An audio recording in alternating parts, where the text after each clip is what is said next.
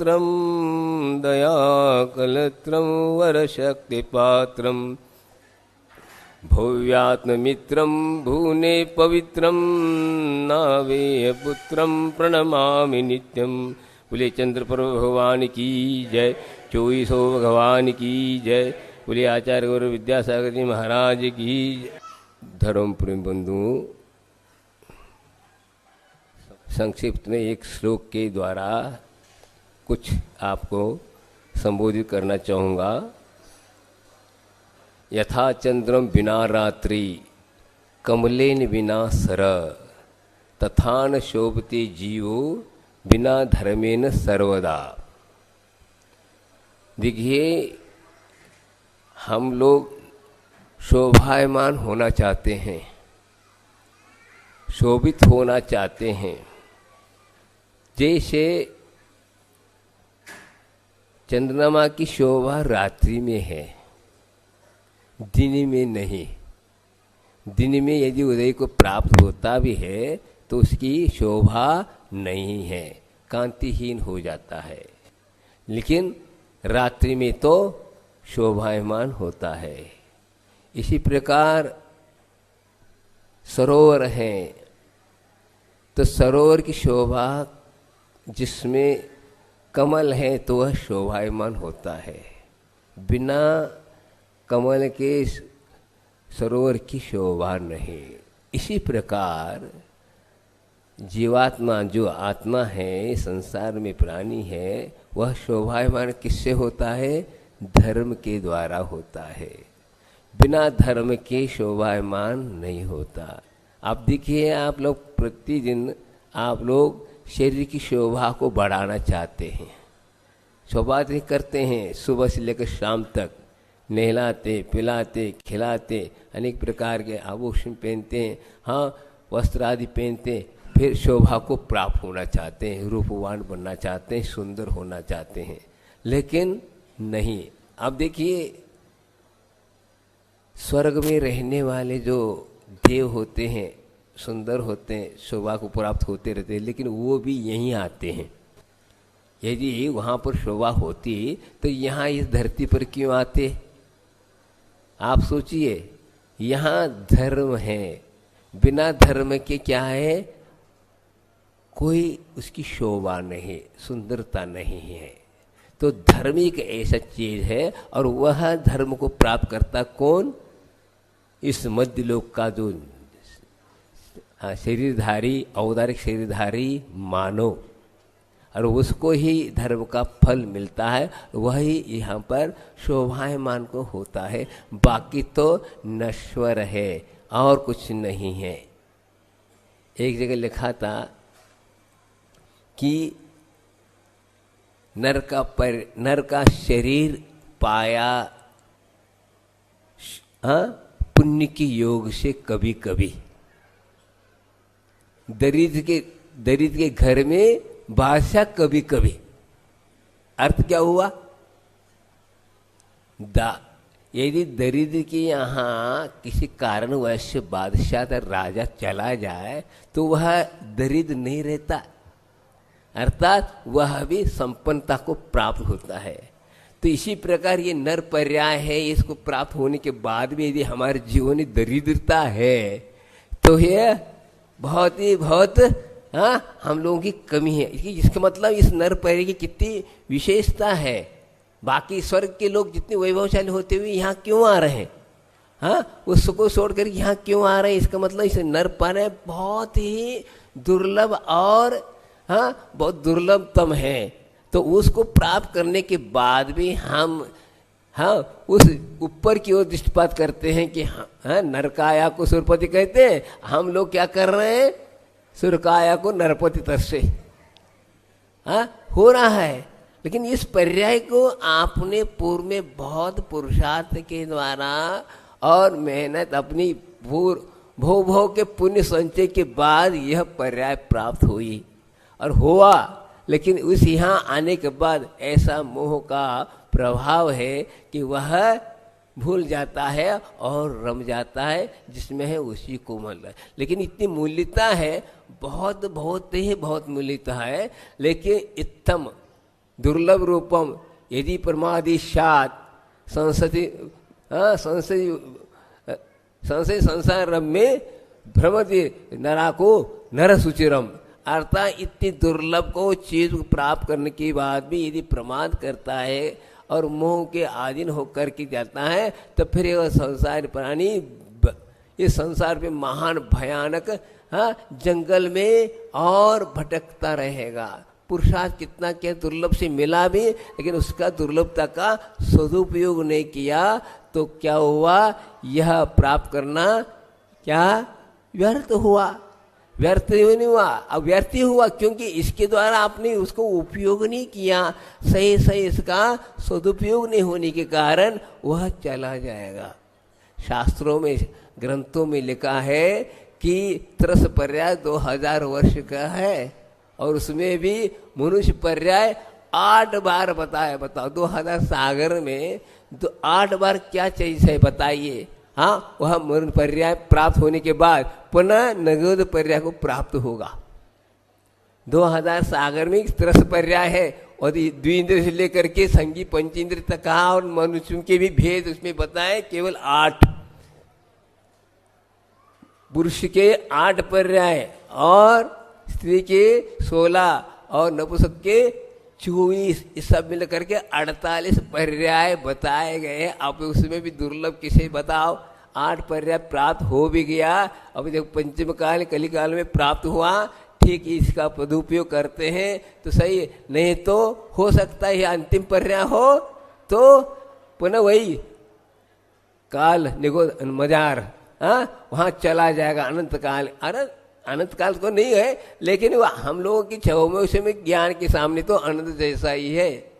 उत्कृष्ट कितना है, अनुगत पर्याय में जाएगा तो 2.5 पुद्गल पर 2.5 पुद्गल वर्ष अतः पुद्गल परिवर्तन तक वहां पर संसार में रहेगा, अतः दुख भोगेगा निजोदी अवस्था को। बताओ उत्कृष्ट है और अंतर्मर्थ में भी आ सकता है। जगन में अंतर्मर्थ है और उत्कृष्ट में इतना है तो फिर क्या है, कितनी बार हम लोगों ने पहरा पाई और यह प्राप्त होकर के भी हम उसकी ओर ध्यान दे नहीं पा रहे। ऐसा कौन सा पुण्य किया जिसके कारण यह उत्तम पर्याय मिली, ये विचारनी गोष्ट है। अभी बताए ना आपको, बादशाह क्या जाकर के भी यदि हम बादशाह आके भी वह यदि संपन्न नहीं बन सका तो क्या मतलब रहा। पुण्य से उदय से उसको वो हुआ, राजा आ गए उसकी कुटिया पर, लेकिन हो नहीं पाया। इसी प्रकार यह नर पर्याय आपको प्राप्त हो गई, यही एक ऐसा पर्याय है, इसी के द्वारा वह आत्मा का कल्याण करने का एक साधन है। इस साधन को प्राप्त करके भी हम इसको सदुपयोग नहीं करते हैं तो हमारा यह बहुत दुर्भाग्य माना जाएगा कि हम कर रहे हैं, लेकिन दृष्टि में अलग अलग है। दृष्टि भेद होने के कारण होता है। कर्म का तेज उदय में इस प्रकार पर्याय और इस प्रकार के भाव होते हैं। जैन शासन में ज्ञान किसको कहा, क्या कहा, मूलाचारण में बहुत बातें अच्छी कही गई है। 2 गाथाओं के द्वारा कहा कि जिस ज्ञान के द्वारा तत्व का ज्ञान हो, जिसके द्वारा विशुद्धि बढ़े, जिसके द्वारा मोक्ष मार्ग में अनुराग पैदा हो, चलने के लिए तत्पर हो, और जिसके द्वारा मैत्रीता, जीवों के प्रति मैत्री भाव जागृत हो, ये सब बातें कही गई।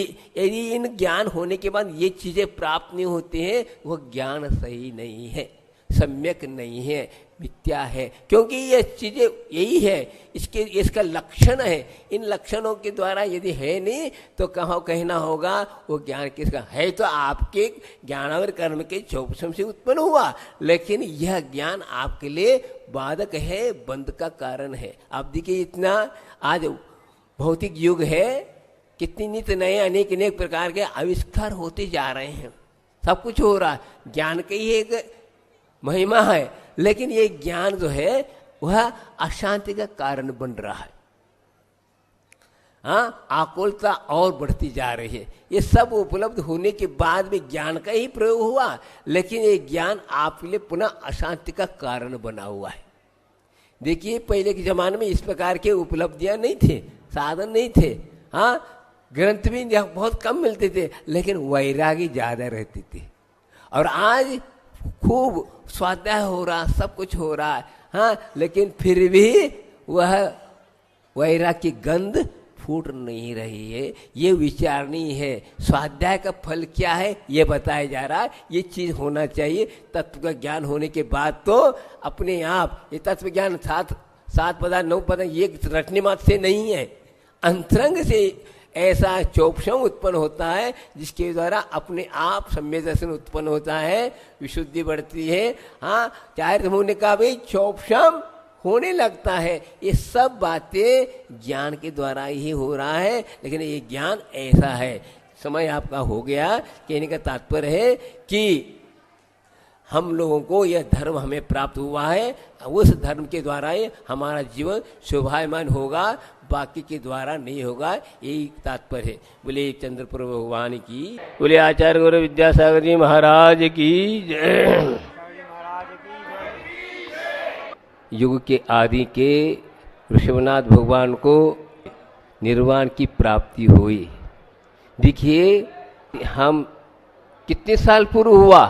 1 कोड़ा सागर पूर्व भगवान ऋषभनाथ को क्या हुआ? निर्वाण की प्राप्ति हुई। देखिए, कितने हम लोगों के सामने बहुत है, असंख्यात से भी अनंत की ओर जा रहा है, क्योंकि चौपम ज्ञान के में यह कोड़ी सागर जो है बहुत लंबा काल है।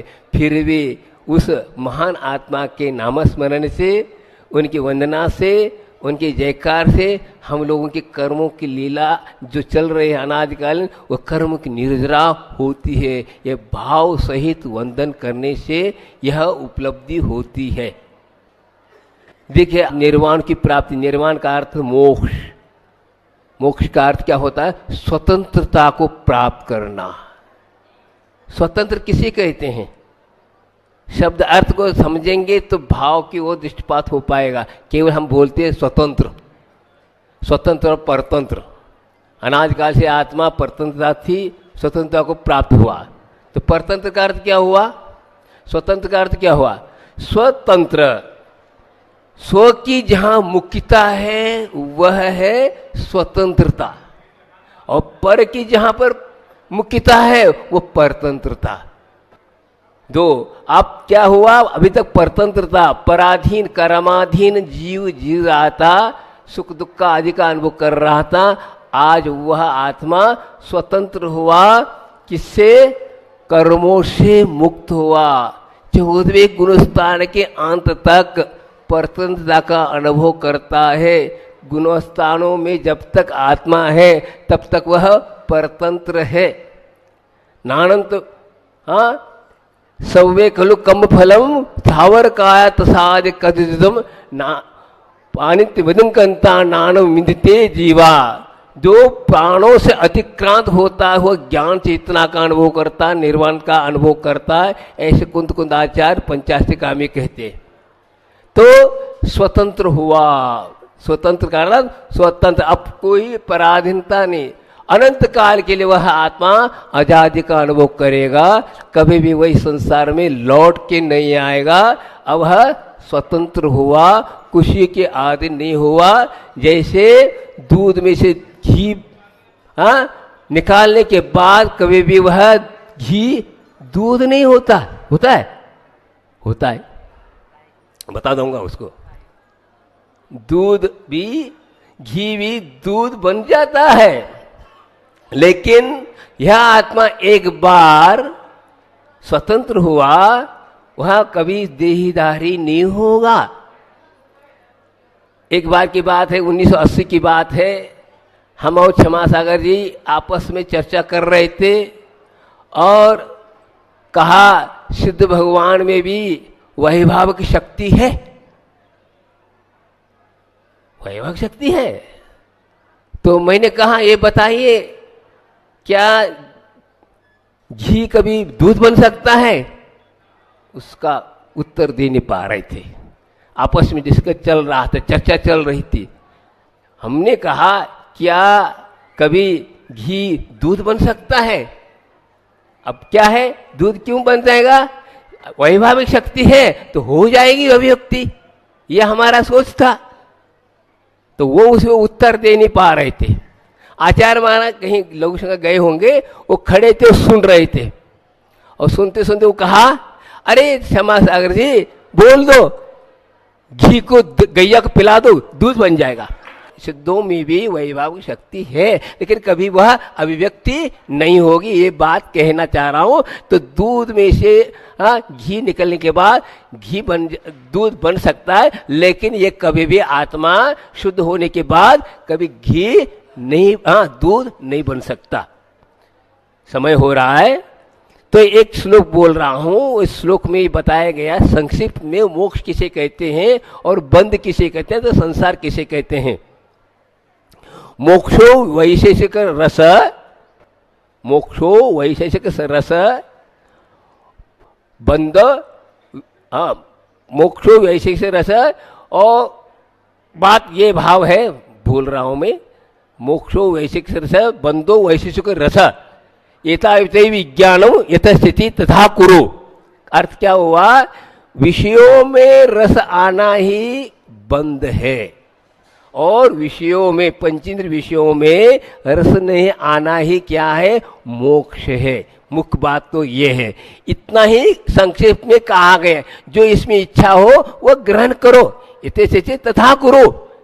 बंध तो इस प्रकार है, संसार से मुक्ति इस प्रकार। अतः पंचेंद्रिय विषयों में रस आना ही क्या है, बंध है, संसार है। और वैराग्य के दृष्टि में ये क्या है, रस नहीं आता। अतः राग द्वेष मोह से रहित होने के कारण उसमें रस नहीं आता। संसार के तमाम पदार्थों के बीच में रहते हुए भी वह अलिप्त रहता है, उसमें उसको रस नहीं आता। ऐसा संक्षिप्त तो यही बात कहा गया है, ये रस नहीं आना ही वैरागी होता है। तो वैरागी जो होता है वही वैरागी कहा जाए। वैरागी का अर्थ क्या, जिसमें से राग निकल गया। राग से प्रभावित तो नहीं है। संसार क्या है, रागमय है। और मुक्ति क्या है, वीतराग। वीतराग क्यों कहा, आप देखिए, जहां कहीं भी लिखा जाए वीतरागाय नमो नमः, वीत द्वेषाय नमो नमः कहीं नहीं लिखते। क्यों नहीं लिखते, बात समझो। वीतरागाय नमो नमः लिखा जाएगा, वीत द्वेषाय लिखा नहीं जाएगा। क्यों नहीं लिखा जाएगा, क्या वीत द्वेषी नहीं है? वीत द्वेषी है सिद्ध भगवान अनंत। लेकिन बात क्या है, वीत द्वेषी होने के बाद भी राग रहता है। कहां, 9वें गुणस्थान तक तो वीत द्वेषी हो जाएंगे, लेकिन 10वें में तो राग मौजूद है। इसलिए राग होने के बाद तो वीत द्वेषी हो नहीं सकता। तो राग समाप्त हो गया तो वीतराग हो गया। तो ये संक्षिप्त ये कहना चाहता हूं कि राग ही क्या है, संसार का कारण है। समय सर में बताया रत्तो बंधदिकम्मम, रत्तो बंधदिकम्म, राग करना ही बंध का कारण है। मुच्यते जीवो विराग संपूर्ण, वीतराग है, वह इससे क्या मुक्ति को प्राप्त होता है। तो संसार में अनंत काल से यह संसार ही राग और द्वेष से युक्त हुआ है। कब से हुआ, अनादि से है। केवल ज्ञानी भी बोलेंगे कि कहेंगे अनादि से, आज से है ही नहीं। कब से हम लोग, अनादि से। इसलिए कौन बड़ा कौन छोटा, अनादि से सभी हैं।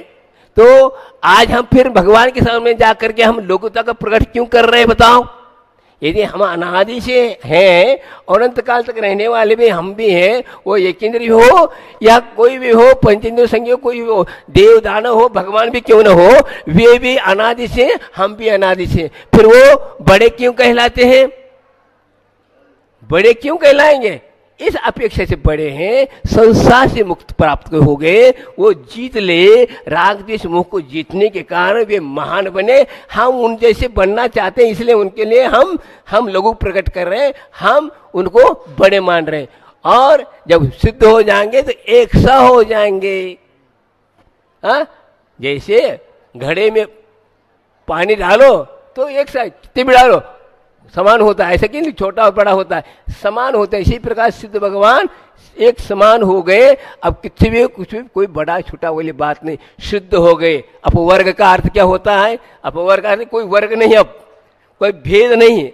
अब ऐसे शुद्ध आत्म तत्व को प्राप्त करते कोई भेद नहीं। आज जो 2500 वर्ष पहले महावीर भगवान हुए और अनंत काल पहले सिद्ध जो हुए उनमें समाहित हो जाएंगे, लेकिन कोई भेद नहीं है, अपवर्ग को प्राप्त हो गए। ऐसे आदिनाथ भगवान ये भी संसार में हम लोगों के बीच में थे, लेकिन उन्हें इस प्रकार पुरुषार्थ किया, इस प्रकार उन्होंने शक्ति जागृत करी, तो आज के लिए वो 3 लोक नाथ बन करके क्या हो गए?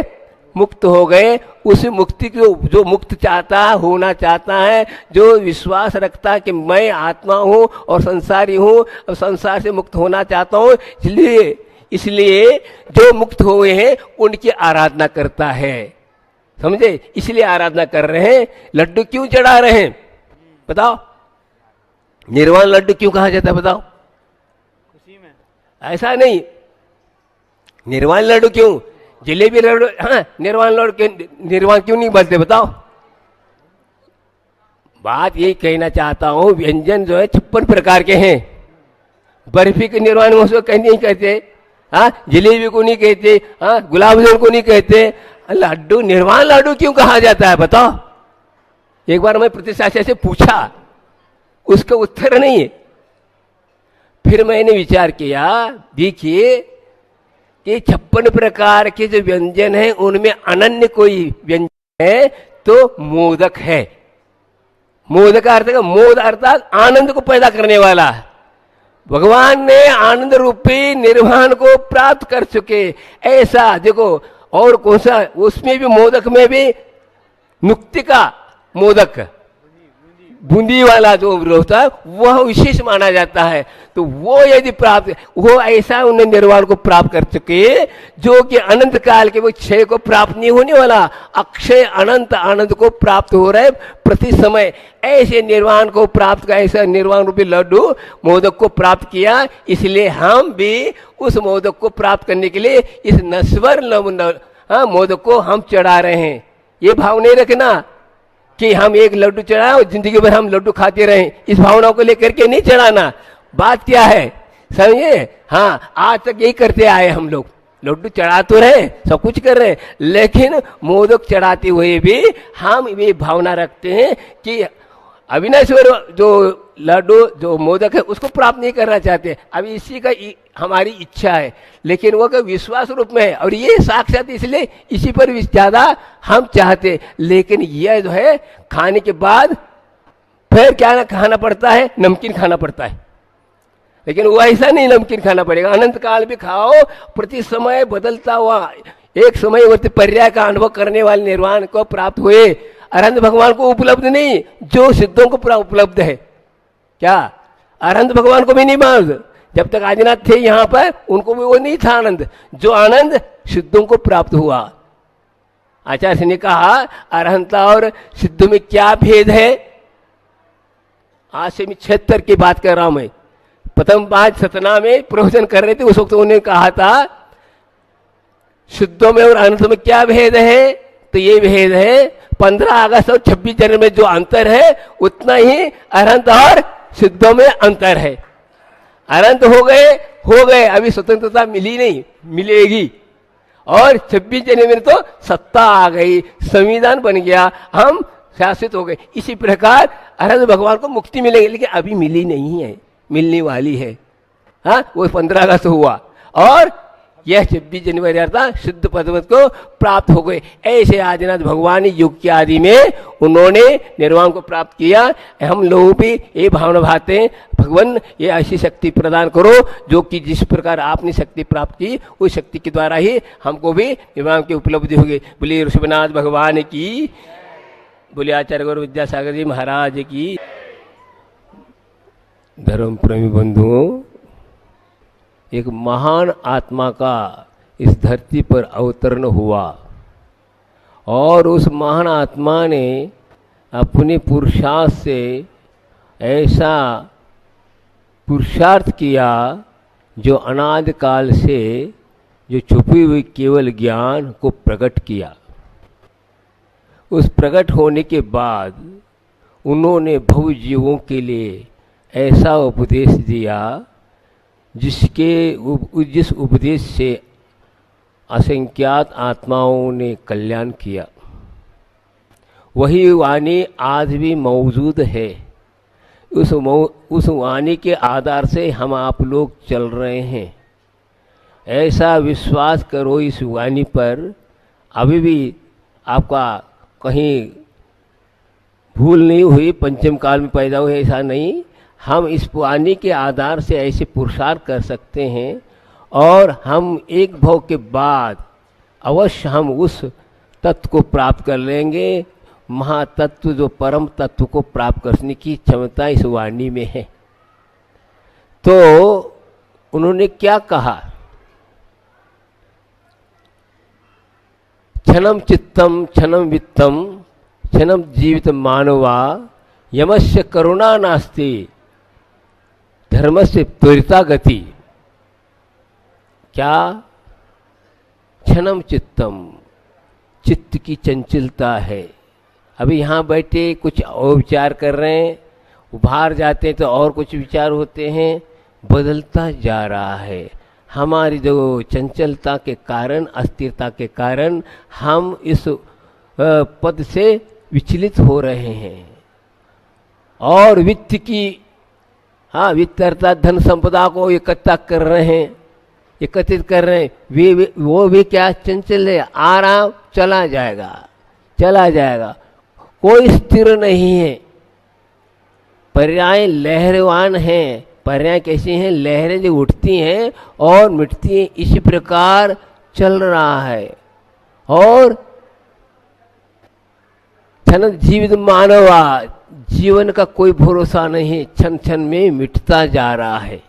इसलिए यमस्य करुणा नास्ति, यमदेव अर्थात यम कोई आयु है नहीं।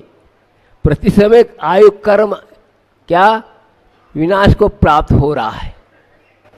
कोई भी हो, सर्वार सिद्धि का जो अहमिंद्र है, वह जो शक्तिशाली है, तीन लोग को हिलाने की क्षमता रखता है। एक भवावतारी है, द्वादशांग का पार्टी है, सब कुछ है, फिर भी वह भी काल के गाल में चला जाता है। शक्ति कहाँ चली गई? लेकिन एक ऐसी शक्ति है, उस शक्ति उत्पन्न होने के बाद काल भी शांत हो जाता है। वह शक्ति कहाँ प्रकट होगी? यहीं प्रकट होगी।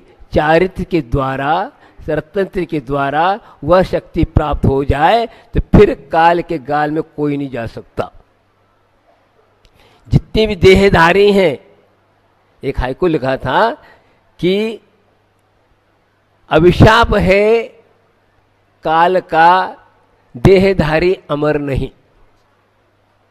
क्या? जब कोई भी रहे यहाँ पर, कितनी शक्तिशाली रहे, जो कि सौदर्मेंद्र हो, अहमिंद्र हो, कोई भी हो, बड़ी बड़ी शक्तिशाली हो करके भी वे भी काल को जीत नहीं सकते। जो कि एक ऐसी शक्ति है जो संयम के द्वारा ही यम को जीता जा सकता है और कोई नहीं जा सकता। तो ऐसा संसार में यह अनंतकालीन संसार चल रहा है और वह चलता रहेगा। कब से है? अनंत काल से है और अनंत काल तक चलेगा। इस परिणमन में हम लोग भी इस चपेट में हैं। अभी तक हम लोगों का कल्याण नहीं हो पाया, हम अपने आप को समझ नहीं पाए और ऐसा भ्रम है कि हम आज तक कल्याण नहीं कर पाए, जो कि आज से अनंत काल पूर्वी सिद्ध आत्माएं हो चुकी हैं।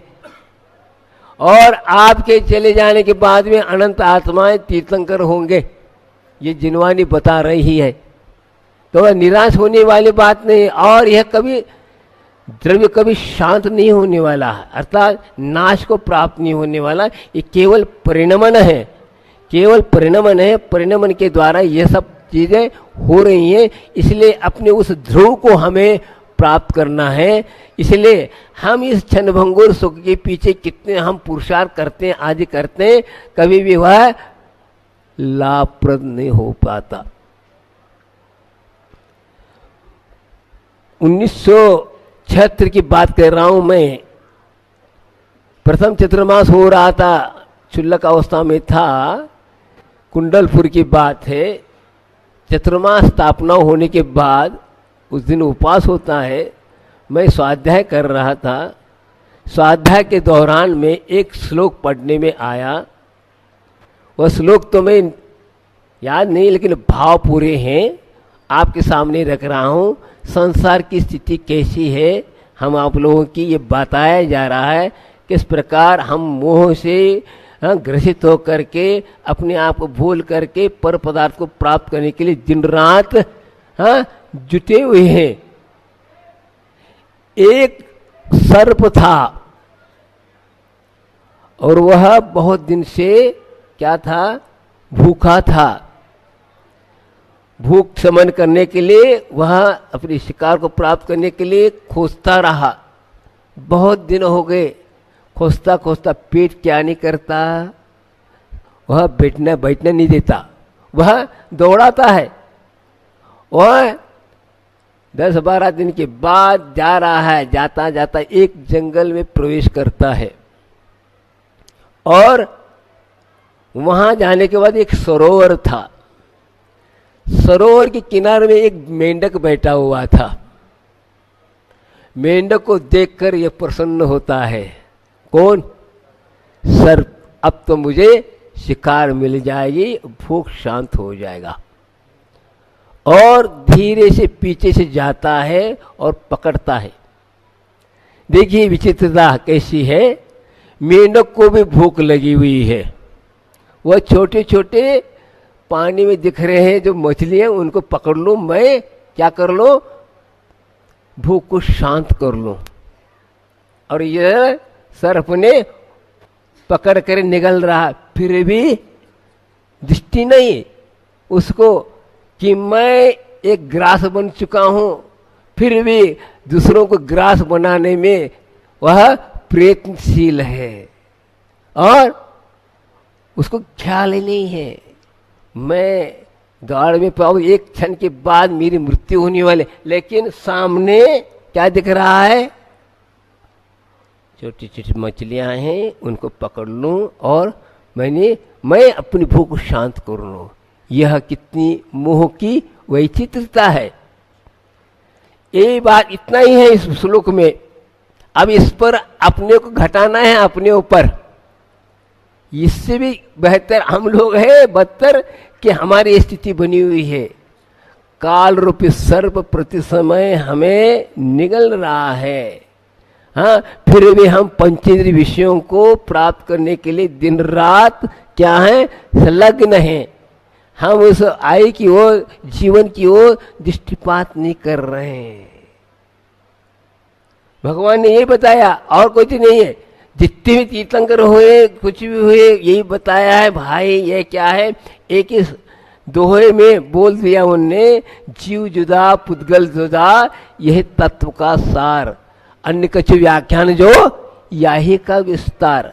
बात कितनी में आप दासंग पढ़ लो, कुछ भी करो, पर लास्ट में क्या आएगा, यही है, अलग अलग करने का। लेकिन आज अलग अलग बोलने में बहुत आ रहा है, बहुत प्रवचन कर लेते हैं, सब कुछ कर लेते हैं, लेकिन उसको भेद विज्ञान के द्वारा पृथक करना आज तक नहीं हो पाया। आज तक नहीं हो पाया। द्वासंग में यही बताया और कुछ नहीं बताया कि जीव अलग है, 7 तत्व 9 पदार्थ सब रटे हुए। छोटा बच्चा भी रट लेगा। रटने से मतलब होने वाला उस तत्व के अनुसार अपने को परिणत करना है, और उसे जो प्रति समय जो कर्माश्रय हो रहा है उससे दूर होने की चेष्टा करना है। उसी को महत्वपूर्ण तत्वज्ञानी वह कहलाया क्या, बाकी व्याख्यान करने वाले को तत्वज्ञानी नहीं कहा जाएगा। बात यह है। तो हम इतना जान रहे हैं, फिर भी हम कहाँ बैठे हैं, मौत मौत की शैया पे बैठे, फिर भी हम ये सोच रहे हैं हमारे बदौलत ही सब संसार चल रहा, हमारा परिवार चल रहा, फलान कर रहा, वो कर रहा, इसको देख करके हम प्रसन्न होते जा रहे हैं। ये कितनी अज्ञानता है।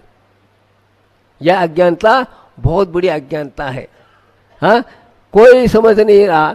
बहुत कई बार समझने के बाद भी वह ऐसे कर्म कर चुके हैं कि वह उस रूप परिणत होने में बहुत ही हाँ, कठिनाई आ पा रही है, करूंगा कि नहीं। तो कई लोगों को ज्ञान है, लेकिन जब ज्ञान होकर के भी क्यों नहीं कर पा रहा है कि सोचता है अरे यार, हाँ मुनि बनूंगा तो एक बार खाना होगा, केसलोस करना होगा, चलना होगा, फलन कैसा होगा। अब बताओ ये क्यों, ऐसा क्यों हो रहा है? भेद विज्ञान नहीं है। हाँ, पृथक्त्व का जीव अलग है और शरीर अलग है, ये समझते हुए भी हाँ समझ क्या रहे, समझ नहीं रहे। समझना नहीं अब चाहिए। अब गुरु कहते हैं समझो नहीं, अब जानना नहीं आपको अपने को, अब होना है। जान करके होने की वो महत्व है, होना महत्वपूर्ण है। हाँ, महाराज को जान ले, सब कुछ कह ले, लेकिन क्या हुआ? हम उनकी शब्दों को अपने जीवन में उतारा कहाँ है? उतारा नहीं है आज तक। उतारा भी है तो अलग ढंग से उतारा है, और अपने ही मुंह की ही स्थिति को और बलवत बनाते जा रहे हैं। ये एक विज्ञान अज्ञानता है। तो ज्ञान, अपना ही ज्ञान अपने लिए क्या कर रहा है? बंध का कारण, उपयोग की परिणति। इस प्रकार कोई आपको कष्ट नहीं दे रहा, कोई कुछ नहीं कर रहा, अपनी ही गलती स्वीकार नहीं हो पा रही। गलती स्वयं स्वीकार करोगे, अवश्य उस परिणति से दूर हो सकोगे। आजकल तक कोई भी नहीं कर पाए, कितने भी हो गए, बड़े तीर्थंकर भी क्यों न हुए, वो भी इसी प्रकार परिणति को प्राप्त हुए थे और हो रहे हैं। समय आपका हो गया, इतने दो शब्द बोलने के लिए कहा जा रहा है कि हम सुन तो रहे कि सुन करके उसको रूप होने की चेष्टा करना चाहिए। तो जिस प्रकार वह मेंढक की भांति ही हमारी परिणति है कि हम जिंदगी को ध्यान नहीं दे रहे और भोगों को शांत करने में लगे हुए। भोग कभी शांत नहीं होंगे, क्योंकि वह मोह की लीला है। जिस सुख के पीछे दुख लगा हुआ है वह सुख ही दुख का कारण है। बात क्या है? जिस सुख को हम प्राप्त कर रहे हैं वह सुख ही तुम्हारे लिए दुख का कारण है, ये समझेगा तो अवश्य इस संसार से मुक्त होगा। लेकिन ऐसा चकाचौंध है, ऐसे छोड़ने की इच्छा नहीं हो पा रही है। क्षण क्षण में परिणति बदलती जाती है। जब त्यागता है, त्यागने से पूर्व कब त्यागू त्यागू कहता है चित्त, और त्यागने के बाद कहता है क्यों त्यागा, हाँ क्या होगा। अनेक प्रकार के और विकल्प और उत्पन्न होते, ऐसे होते। लेकिन जो संकल्प को, संयम को इस ढंग से लाता, वो परिणति होने ही। देखिए चित्त को ही, चित्त के कारण ये सब हो रहा है। शरीर में कुछ हो ही नहीं, शरीर तो जड़ है, लेकिन उसमें ये इस प्रकार के बोध हुआ कि मैं खा रहा हूँ, मैं पी रहा हूँ, फलाना, ये सब परिणति हो रही इसलिए। लेकिन यदि मजबूती आ जाए, चित्त की एकाग्रता आ जाए, हाँ वैराग्य से मजबूत हो जाए, कोई कष्ट नहीं है। समझे? कोई कष्ट नहीं है। बात यह है कि हमें समझना जरूरी है। हम पढ़ते जा रहे हैं, पढ़ करके चिंतन नहीं कर रहे हैं, उस मनन नहीं कर रहे हैं, अपने उस रूप परिणत करने की चेष्टा नहीं कर रहे हैं। समझे? हमारे पास द्रव्य संग्रह है, गोमटसार, कर्मकांड, समय सब भार है, स्मृति का भार है, वह उपयोग में नहीं आ रहा, आ भी नहीं सकता। ये जब तक वह हृदयंगम नहीं होगा तब तक नहीं हो पाएगा। यथा चंदन भारवाही भारस भागी न तो चंदनस्य, इसी प्रकार आचार्य ने कहा तहा आगम भारवाही भारस भागी न तो आगमस्य।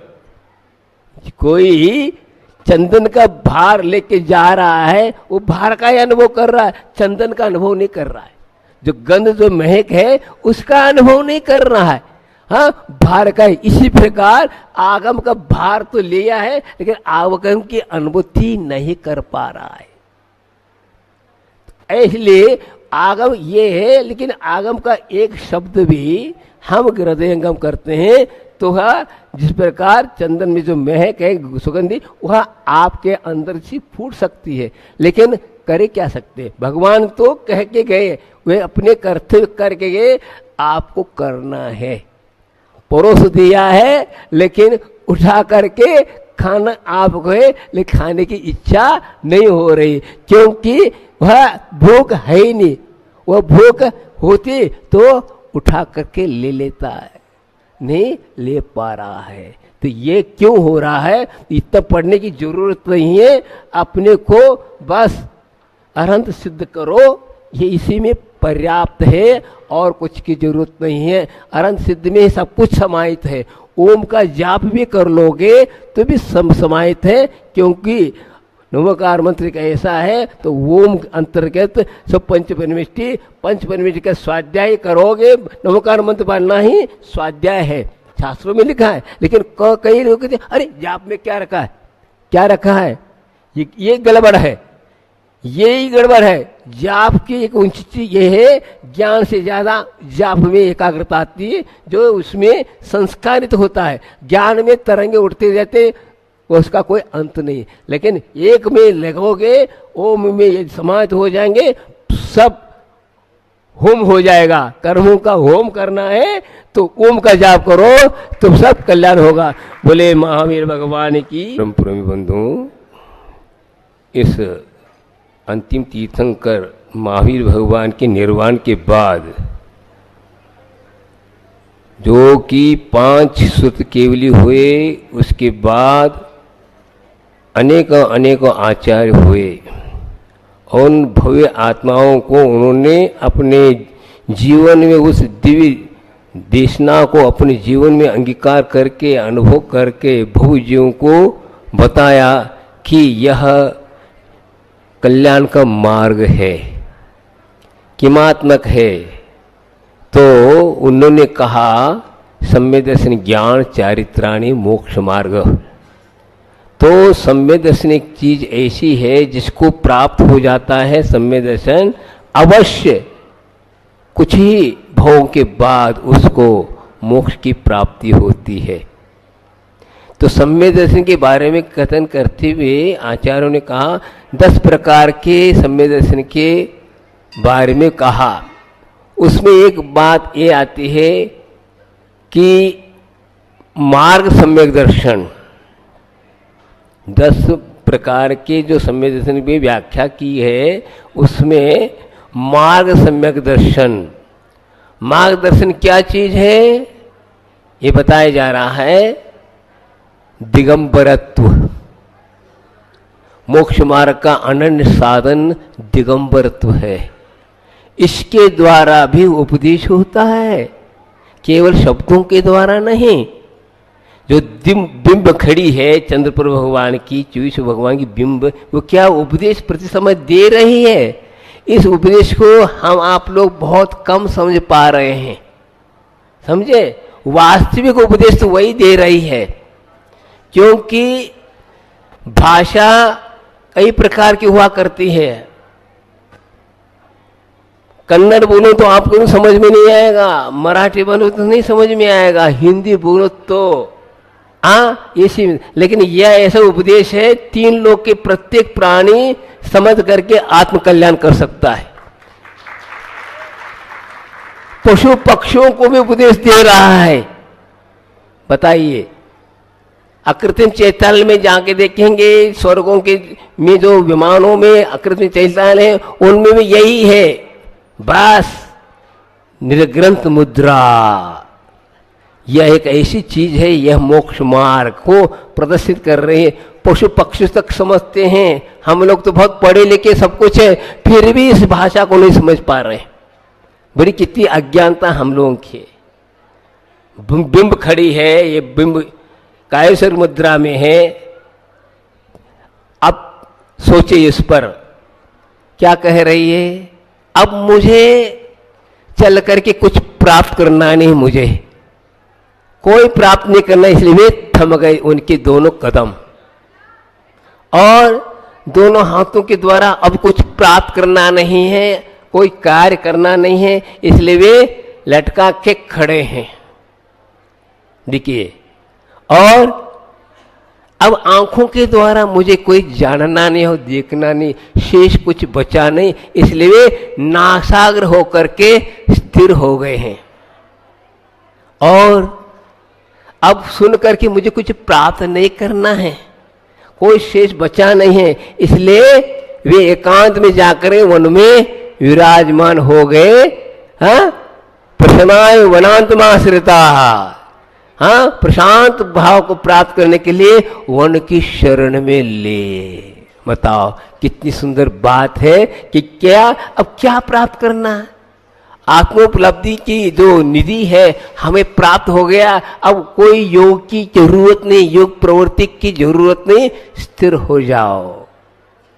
बताओ, यह है शास्त्रों में ये भी कहा 2 प्रकार के उपदेश हुआ करते हैं, एक श्राव्य काव्य, एक दृश्य काव्य।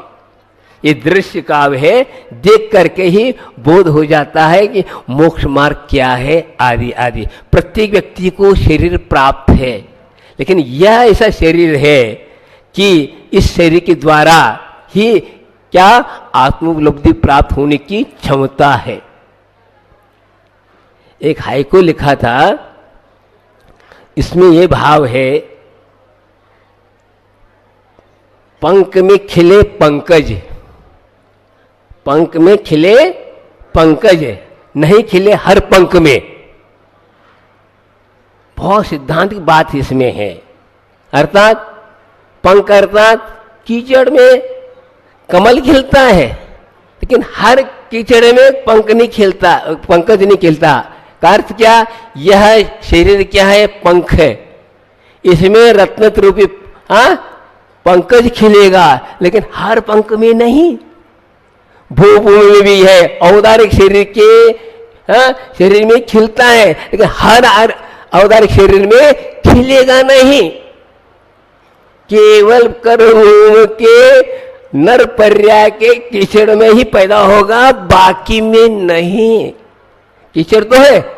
इसी प्रकार ये बताए कितने रहस्यपूर्ण सिद्धांत है कि मनुष्य पर्याय प्राप्त हुआ, भूभूमि वालों को वज्र से नारासन है, सब कुछ है, फिर भी वे संयम के धारक नहीं बन सकते।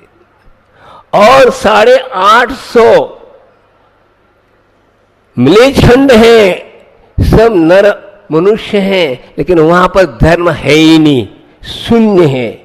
बताओ, वहां संयम की बात ही दूर हो गई। भले ही चक्रवर्ती जाता है, वो युद्ध करने के लिए जाता है, नहीं कि धर्म प्रमाण के लिए करने जाता है। अब देखिए इतने सारे 800 कर्म मिलेच्छ खंडे उनमें भी नहीं है, भूभूमि भी नहीं है। औदार्य शरीर वाले कितने हैं, 3 लोक में, एक इंद्रिय आदि फैले हैं, कोई काम के नहीं। बताओ, ये औदार्य शरीर की विशेषता तो वह ऐसा आज भी हमें प्राप्त हुआ है कि पंचम काल में भी इस उत्कृष्ट धर्म का लाभ हमें मिला है, जो अपने अपने भावों के हिसाब से ग्रहण कर रहे हो आप लोग। तो ये मैं एक बता रहा हूं कि यह मार्ग सम्यक दर्शन बहुत ऊंची चीज है। भगवान के दर्शन करने से, देखिए वहां पर भगवान के सामने कोई कषाय नहीं कर सकता, लड़ाई भिड़ाई नहीं कर, भले ही शास्त्र के गद्दी पर बैठ कर लड़ सकता है, लेकिन भगवान के सामने तो वह कोई लड़ नहीं। ऐसे उपदेश दे रहा है कि वह शांत हो जाओ। और ये भाषा आजकल हम ज्ञानी बन करके चल रहे हैं कि कई प्रकार की भाषा को समझ रहे हैं आदि, लेकिन उसका तात्पर्य हम समझ नहीं पा रहे, शब्दों में उलझते जा रहे हैं। वास्तविक तो ये है, पशु पक्षी भी जिसको स्वाध्याय करते क्या वे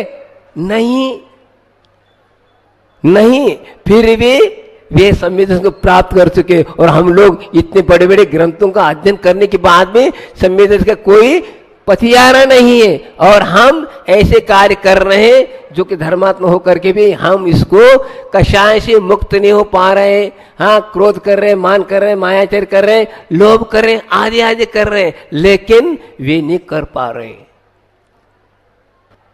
स्वयंभू रमन द्वीप में और समुद्र में जो रागो मच्छ 1000 योजन वाला है, वह भी पंचम गुण का धारी बताया षटखंड आगम ग्रंथों में। बताओ, और असंख्यात पशु क्या है, पंचम गुण के धारी हैं।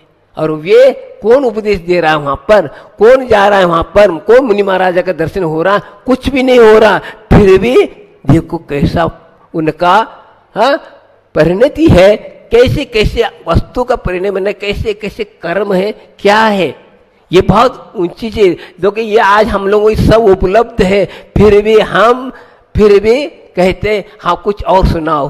क्या सुनाए जाए, हाँ क्या सुनाया जाए बताओ, वही शब्द है, लेकिन आप कर्म सिद्धांत पर विश्वास नहीं पा रहा। ऐसे कर्म के उदय चल रहे जिसके कारण, इसलिए कहता हूं असंख्यात गुणी निर्जरा करना है तो बिंब के पास आइए और आप भाव भक्ति के साथ उनकी गुणानुवाद करिए, कीर्तन गाइए आदि करे, तो असंख्यात गुणी निर्जरा का कारण अनन्य है श्रावकों के लिए, इससे और कोई नहीं है।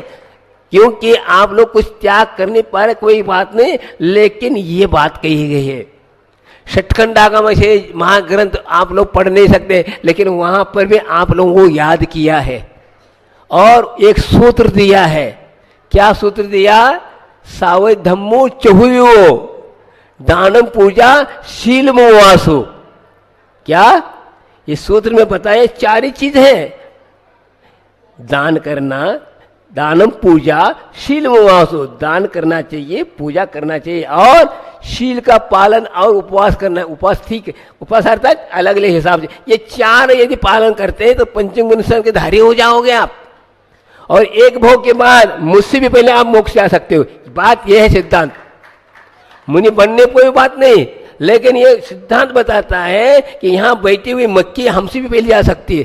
परिणति है, कौन सी पर्याय कौन से क्या प्राप्त हो जाए, ये मत सोचो कि मुनि से हो फलाना ऐसा। ठीक, भावों को उज्जवल बनाइए, और ये उज्जवल बनाने के लिए ये साधन आपको मिले हैं। इन्हीं साधनों के द्वारा अनंतानंद आत्माओं ने आत्म कल्याण किया है, इससे बढ़कर और कोई बात नहीं है।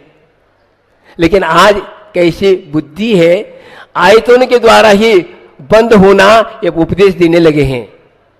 हाँ, भगवान के पूजन करने से, दान करने से, आदि करने से बंद होता है, तो फिर निर्जरा किससे होती बताइए? पाप करने से होगा? बताओ यह क्या होगा? उनकी वाणी सुनकर उन्हीं को सुना रहे हो, बड़ी विचित्रता है।